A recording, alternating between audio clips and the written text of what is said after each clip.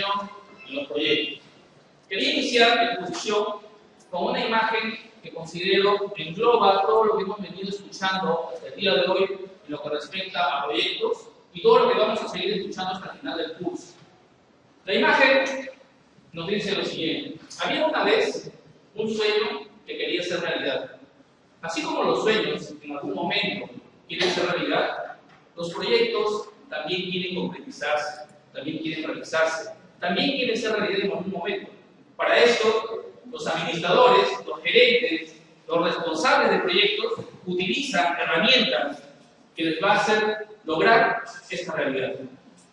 Para ello, existen puntos principales del control y de la medición de proyectos que nos van a ayudar a poder comprender un poco más esto. Primero, la evaluación y el control son parte de cualquier administrador o responsable de un proyecto.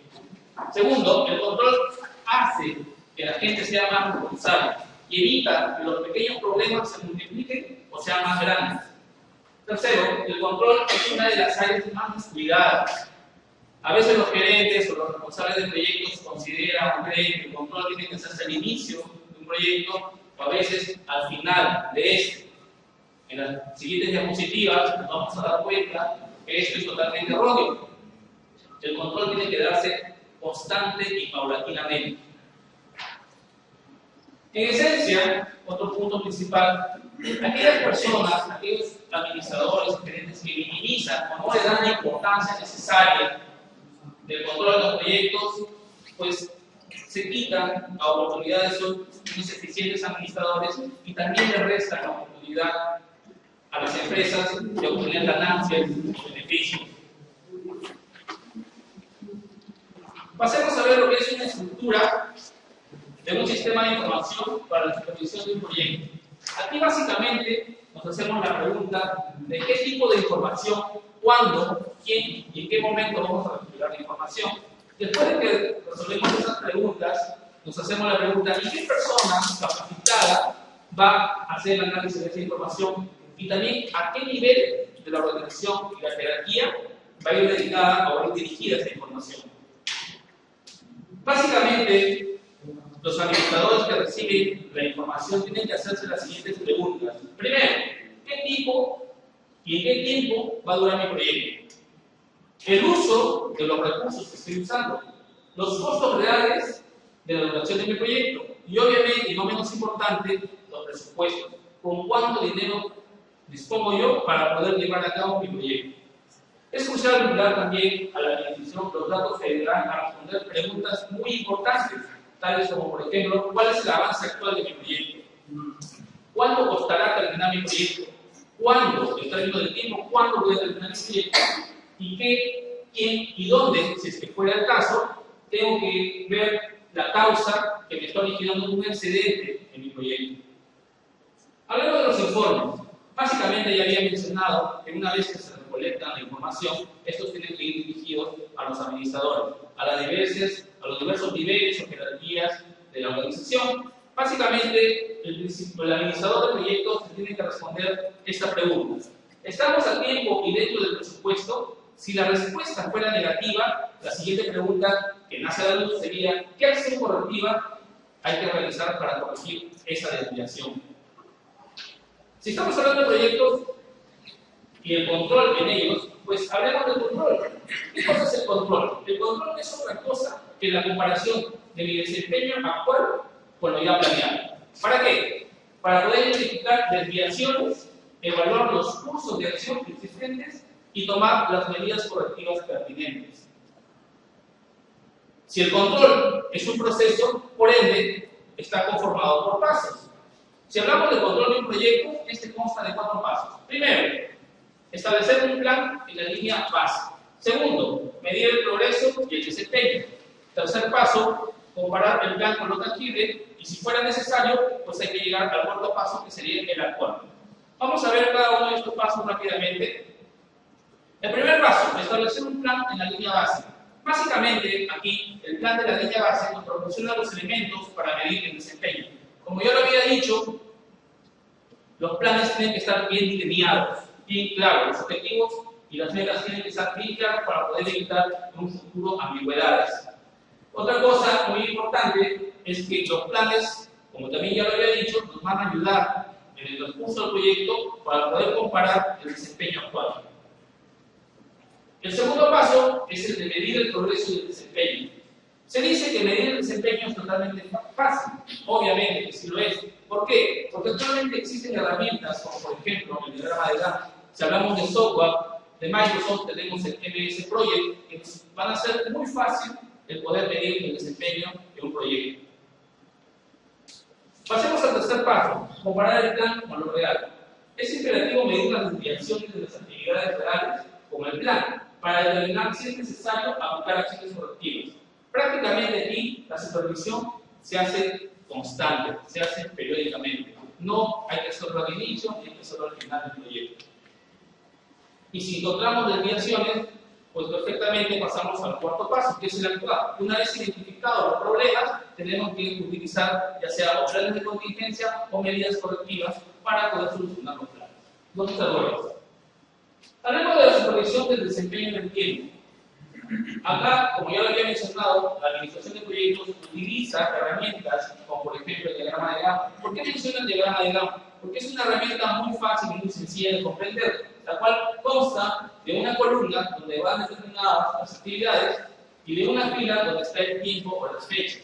Unidas estas dos variables, podemos nosotros fácilmente medir el desempeño de un proyecto y el desempeño de las actividades. ¿Cuáles son los costos que se incluyen en los planes? Tenemos costos directos, como por ejemplo la mano de obra, tenemos los equipos que estamos utilizando y tenemos los materiales. Normalmente, por una actividad de contabilidad, al final se agregan lo que son los gastos o costos fijos, que vendrían a ser, por ejemplo, alquileres. Algunos otros consideran la depreciación también como gasto fijo. Si estamos hablando del control en los proyectos, existen también temas o momentos inesperados cuando nosotros embarcamos o iniciamos un proyecto. La copia nos habla, nos cuenta la historia de una empresa que se dedica al desarrollo de software, la cual es contratada por un cliente y ese cliente, a medida que se va dando el tiempo, va pidiendo, va solicitando pequeños cambios. A las finales, estos cambios, pequeños cambios, se generan, son grandes cambios. Como conclusión y como resultado, ¿qué cosas tenemos? Un cliente insatisfecho, tenemos también a una empresa que ha perdido dinero y tiempo y una empresa también que ha perdido prestigio. Pero no solamente los cambios o los pequeños cambios son negativos, también pueden ser pequeños cambios los cuales nos generen eventos o situaciones positivas. Por ejemplo, en una empresa dedicada a la producción, si existe un pequeño cambio para que un producto nuevo salga con anterioridad al mercado, la empresa se está ahorrando tiempo y dinero. Hablemos de los cambios dentro de los proyectos.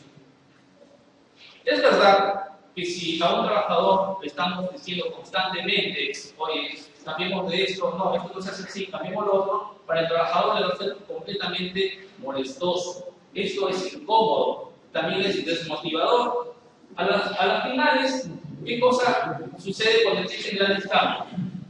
Se desgasta la cohesión del equipo, interrumpe el ritmo de trabajo y a la vez, como conclusión, tenemos una baja de la productividad.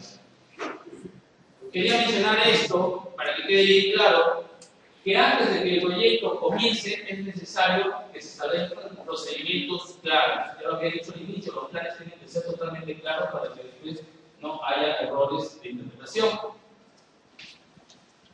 Quería ya dar por terminada mi exposición. Considero de que una maestría se nutre tanto de los conocimientos que nosotros podemos obtener de los libros, como también como de nuestras experiencias.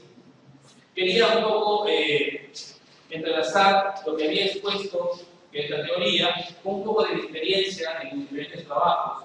Considero yo que cuando un jefe o un administrador trabaja con personas y se embarca a hacer un proyecto, este administrador tiene que comprometer a su equipo, tiene que darle la suficiente información de qué cosas están haciendo.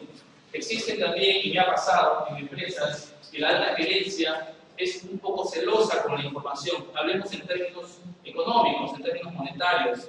las metas a veces no las quiere divulgar por temor a que la competencia se entere. Pero existen formas o existen métodos de que un administrador o un líder en una empresa puede darle a conocer a sus trabajadores cómo va de avance, por ejemplo, en términos de porcentaje. Yo le puedo decir a mi empleado, ¿sabes qué? Vamos al 80, vamos al 90 o vamos al 120% del avance. De esa manera, yo puedo motivar a mi personal.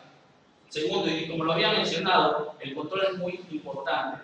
Los administradores tienen que crear dentro de las empresas grupos multidisciplinarios para poder controlar los procesos. No solamente se comparten los éxitos, también se comparten los problemas. El control es necesario para poder detectarlo y poder llevar a cabo las medidas correctivas pertinentes. Y por último, el gerente o los administradores son los llamados a cuando se termina el proyecto, ellos son los invitados a dar a conocer los éxitos, pero son los trabajadores quienes son los artistas principales, son los protagonistas, para que ellos hagan suyo su éxito y así como la imagen inicial, que un sueño quiere ser realidad, los trabajadores también tienen que sentir que su esfuerzo se ha hecho realidad. Muchas gracias.